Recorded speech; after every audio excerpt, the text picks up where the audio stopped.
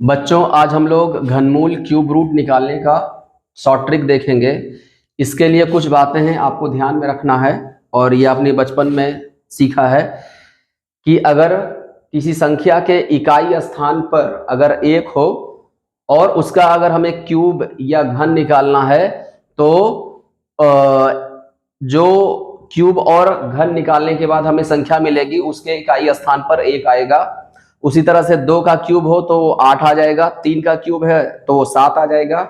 ये ध्यान रहे कि ये जो संख्याएं लिखी गई है वो क्यूब या घनमूल निकालने के बाद जो संख्या हमें मिल रही है उसके इकाई स्थान पर के अंक को ये दिखा रहा है। उसी तरह से 4 का क्यूब अगर लें तो 4, 5 का क्यूब में 5, 6 के क्यूब में 6, 7 का क्यूब में 3, 8 का क्यूब में 2 और 9 का क्यूब में 9 आ जा रहा है। आप देख रहे होंगे कि कोई भी संख्या ये मिल नहीं रहा है। ये हमारे लिए प्लस पॉइंट है और इसी को हम ट्रिक के रूप में इस्तेमाल करेंगे। आप यहाँ पे देख सकते हैं कि इस ट्रिक को हम कैसे इस्तेमाल करेंगे।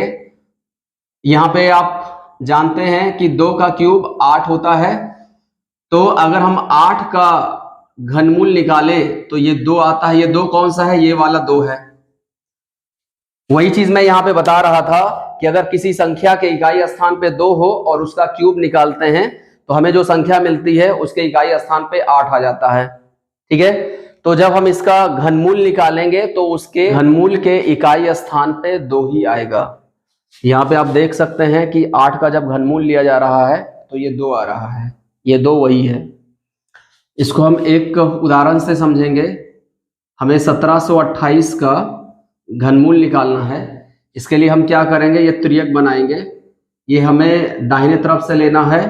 8 2 7। यहाँ पे हमें दिखाई पड़ रहा है कि इकाई स्थान पे 8 है, तो किसके घन में इकाई स्थान पे 8 है?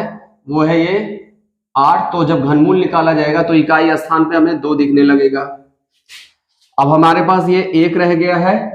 1 का क्यूब 1 आता है तो इसके दहाई स्थान पे 1 आ जाएगा, अर्थात 1728 का घनमूल 12 आ जाएगा। उसी तरह से अगर हमें 1331 का घनमूल निकालना है तो हमें त्रियक बनाना है।